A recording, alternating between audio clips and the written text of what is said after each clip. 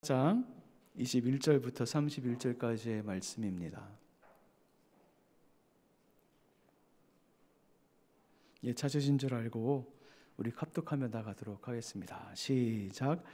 만일 그가 가난하여 그의 힘이 미치지 못하면 그는 흔들어 자기를 속죄할 속건제를 위하여 어린 순양 한 마리와 소제를 위하여 고운 가루 10분의 1 에바에 기름 섞은 것과 기름 한 녹을 취하고 그의 힘이 미치는 대로 산비둘기 둘이나 쥐비둘기 새끼 둘을 가져다가 하나는 속죄 제물로 하나는 번제물로 삼아 여덟째 날에 그 결례를 위하여 그것을 회막문 여호와 앞 제사장에게로 가져갈 것이요, 제사장은 속건제의 어린 양과 기름 한 녹을 가져다가 여호와 앞에 흔들어 유제를 삼고 속건제의 어린 양을 잡아서 제사장은 속건제물의 피를 가져다가 정결함을 받을 자의 오른쪽 귓뿌리와 오른쪽 엄지 손가락과 오른쪽 엄지 발가락에 바를 것이요, 그 기름을 자기 왼쪽 손바닥에 바르고 오른쪽 손가락으로 왼쪽 손에 기름을 조금 찍어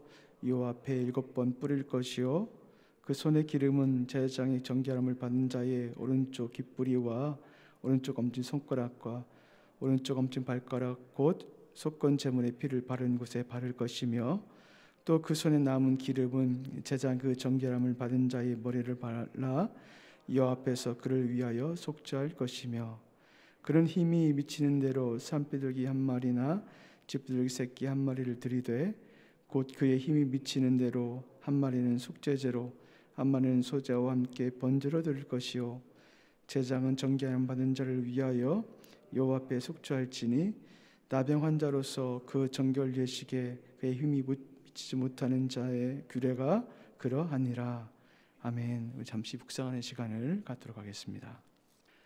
오늘 본문은 어제의 본문과 연결이 되죠. 어제 본문에서 나병에서 완치된 자들의 복귀 절차를 이렇게 소개를 하였습니다. 그래서 두 부분으로 나뉘었는데, 첫 번째는 완치자들의 정결 의식이 어떤 것인지에 대해서 이야기를 했고, 그리고 그 완치자들의 제사의 방법, 제사의 절차에 대해서 소개를 했습니다. 오늘 본문에서는 이렇게 나병 환자 중에 그 완치되어 복귀하는 그 사람들이 있는데, 그들 중에 가난한 자들, 특별히 가난한 자들의 복귀 절차가 소개를 하고 있어요. 그런데 어제의 복귀 절차와 오늘 가난한 자들의 복귀 절차가 다른 부분이 있습니다. 두 군데가 좀 다른데, 첫 번째는 무엇이냐면 빠진 부분이 있습니다. 그것은 완치자들의 정결 의식에 대한 그 설명이 되어 있지 않습니다. 어제는 복귀 절차에 대해서 그 정결 의식에 대한 부분이 소개되어 있었는데, 오늘은 그것이 없습니다. 그 이유는 무엇이냐면 어제의 내용과 동일하기 때문에, 그 정결 의식에 대해서는 동일하기 때문에 그것을 일부러 빼놓은 것 같습니다. 따라서 정결 의식은 가난한 자이건 넉넉한 자이건 동일하다는 그런 뜻입니다. 두 번째 다른 것은 제사의 규정이 좀 다릅니다. 완치자들의 정결 의식이 끝나면 제사를 드리죠. 그런데 그 제사의 종류가 다르고 제사의 양이 다릅니다. 어제보다 제물의 종류와 양이 대폭 완화된 것을 볼 수가 있습니다. 어젠 속건 제물을 보면 흠없는 어린 순양 2마리랑 1년 된 흠없는 어린 암양 1마리, 그리고 고운 가루 10분의 3 에바, 기름 섞은 소제물과 기름 한 녹을 취했다면은, 오늘 가난한 자들에 대한 속건 제물의 종류와 양이 좀 달라요. 어린 순양 1마리, 소제물로 기름 섞은 밀가루 10분의 1 에바, 그리고 기름 한 녹이라고 말씀을 하고 있습니다. 그래서 어제의 그 양과 오늘의 양이 다르고, 어제의 종류, 그 제물의 종류랑 오늘의 제물의 종류가 많이 완화되어 있다는 것을 볼 수가 있습니다. 지금 제물의 종류와 양이 달라졌는데, 그럼에도 제사를 드리라라고 말씀을 하고 있고, 이것으로 말미암아 하나님께서 그 제사를 받으시겠다라고 이렇게 말씀을 하고 있는 것입니다. 그렇다면 이것을 통해서 알 수 있는 것이 무엇일까? 재물의 양, 재물의 종류가 어제의 것과 어제에 나온 사람의 그 방법과 오늘과 다른 것을 통해서 알 수 있는 것은 무엇인가? 이것은 가난한 자들을 향한 하나님의 은혜가 있다라는 것을 볼 수가 있습니다. 어떤 은혜입니까? 차별이 없는 은혜를 말씀을 하고 있죠. 왜요? 가난한 자건 넉넉한 자건 하나님은 차별하지 않고 그들이 거룩한 길로 회복되기를 원하시는 그런 마음이 이 안에 담겨져 있는 것을 알 수가 있습니다. 우리는 생각을 하죠. 무엇을 생각하냐면 왜 차별을 두시는가? 동일한 조건을 가지고 그것을 적용시켜야지 어떤 사람은 적은 양으로 어떤 사람은 많은 양으로 왜 그것을 차별하냐라고 생각하면서 하나님 앞에 불공평하게 생각할지 모르겠지만 하나님은 재물의 크고 많음, 재물의 양에 대해서 그것에 가치를 두시는 분이 아니라 하나님은 재물에 그것에 대해서 차별하지 않으시는 분이십니다. 사실 이것이 복음이죠. 예수님께서도 우리를 사랑하시되 어떤 조건이나 우리는 어떤 자격 조건 때문에 우리를 사랑하신 것이 아니죠. 무엇이 있기 때문에 우리가 열심을 갖고 있기 때문에 사랑하신 것이 아니라 조건 없는 사랑으로 우리 가운데 찾아오셨고 우리 조건 없는 사랑으로 우리 가운데 그 사랑을 베푸셨던 것을 볼 수가 있습니다. 이것이 바로 하나님의 마음입니다. 계속해서 두 번째로 이렇게 재물의 차이가 있지만 하나님께서 받으시겠다라는 것을 통해서 알 수 있는 것은 무엇이냐면 속죄의 조건이 재물이 아니라는 거예요. 속죄의 조건이 재물이 아니라 하나님께 있다라는 것을 아주 명백하게 보여주고 알려주고 있습니다. 우리는 때론 착각을 합니다. 무엇을 착각하냐면 우리가 무엇을 드렸기 때문에 속죄가 이루어졌다라고 생각하는 경우가 종종 있습니다. 그런데 그렇지 않습니다. 하나님께서 용서를 해주셨기 때문에 속죄가 이루어지는 겁니다. 무엇을 드렸고 무엇을 바쳤기 때문에 속죄가 되어온 것이 아니라 하나님께서 용서를 해주셨기 때문에 속죄가 이루어졌다는 것을 우리가 알 수가 있습니다. 아무리 많은 양의 재물을 바친다 할지라도 그 이상의 재물을 바친다 할지라도 하나님께서 용서를 해주지 않는다면 하나님께서 그것을 받아주시지 않는다면은 아무 소용이 없는 거죠. 그래서 그 하나님의 마음이 중요하다는 것을 우리가 볼 수가 있어요. 그래서 우리 주님은 어떤 마음을 가지고 계신가요? 그분은 차별 없는 마음을 갖고 계시고 그 사람이 누구이든 간에 어떤 사람이든 간에 어떤 조건을 갖고 있던 사람 간에 회복되기를 원하시는 하나님이십니다. 그래서 그분의 그 재물의 양이나 재물의 그 종류와 상관없이 그분은 힘없는 자이건 넉넉한 자이건 하나님의 거룩한 백성으로 회복되게 하실 수 있는 분이시며 회복되기를 원하시는 분이시죠. 계속해서 세 번째로 이 재물의 양과 종류에 상관없이 하나님께서 그 재물을 받으신다는 것은 무엇이냐면은 하나님께서 그 재물의 양과 재물의 종류와 상관없이 속죄의 효력을 나타내시는 다른 것을 우리가 알 수가 있습니다. 재물이 바뀌었다고 속죄의 효력이 없는 것이 아닙니다. 속죄의 효력의 가치가 떨어지는 것은 아닙니다. 하나님이 속죄하시면 그 누구도 그것을 막을 수가 없고 그 누구도 정죄할 수가 없습니다. 그리고 마지막으로 재물의 종류, 양이 아닌 헌제자의 마음이 중요하다는 것을 헌제자의 마음이 중요하다는 것을 다시금 우리가 말씀을 통해서 깨달을 수가 있어요. 헌제자가 마음으로 회개했다면 하나님은 그 마음을 받아주시죠. 하나님은 재물을 받으시는 것이 아니라 그 재물을 드리는 자의 마음을 받으시죠.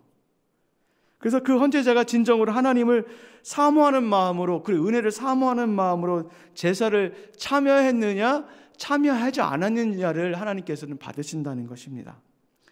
우리는 이것을 과부의 두렙돈이라는 그 비유를 통해서 우리가 알 수가 있습니다.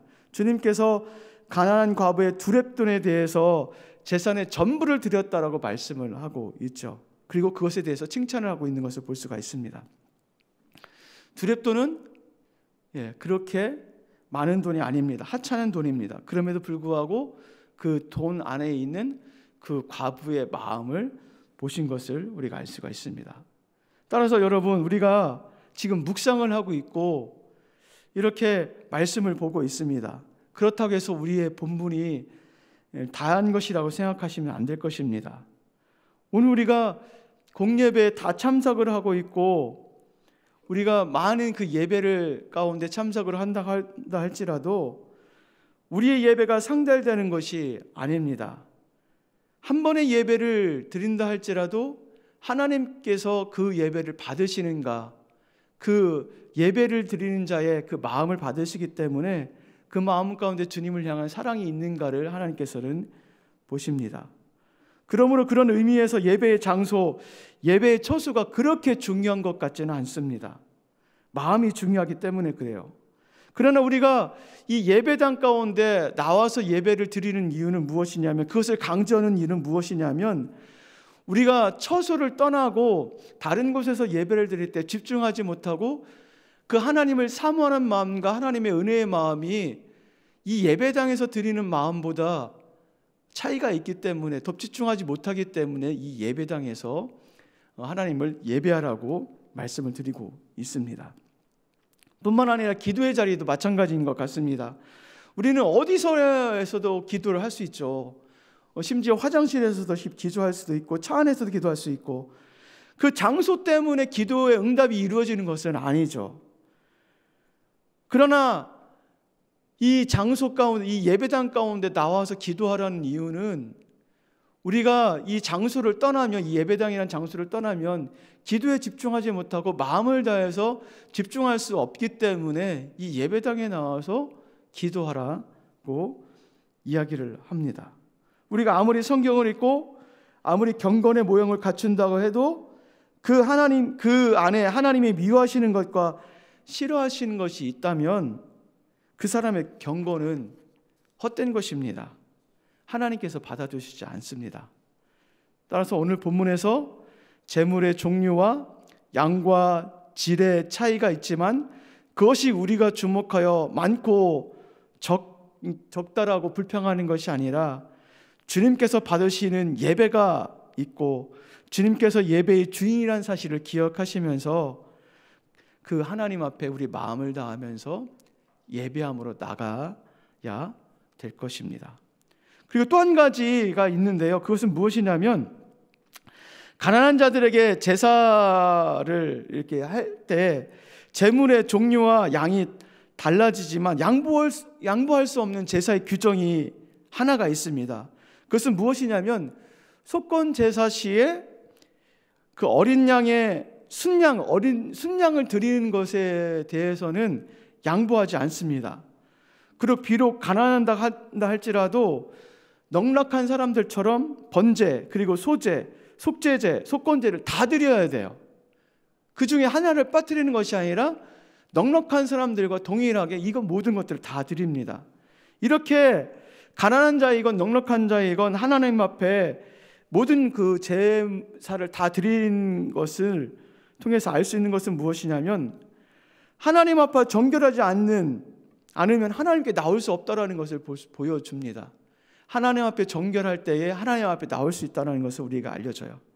누가 주님을 만날 수 있습니까? 누가 주님께 나올 수 있습니까? 정결한 자가 나올 수 있죠. 그 마음 가운데 하나님을 사모하는 자가 하나님을 만날 수 있음을 볼 수가 있습니다.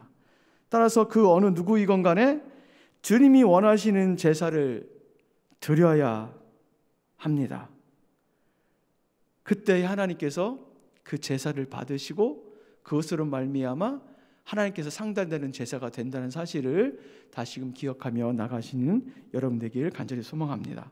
말씀을 맺도록 하겠습니다. 우리는 차이가 나는 제물의 종류와 양에 대해서 관심을 갖지만 주님은 우리의 마음에 관심을 갖고 계십니다. 우리는 제물의 종류가 속죄의 효력과 가치가 있다라고 생각하지만 하나님은 헌제자가 어떤 마음이냐에 관심을 갖고 계십니다. 우리 주님은 차이 있는 재물이지만 차이 있는 재물로 받으시고 차이 없는 재물로 받으시고 따라서 차별 없는 속죄를 우리에게 주실 수 있는 그런 분이신 것을 믿으며 나가시길 주님의 이름으로 축원을 드립니다.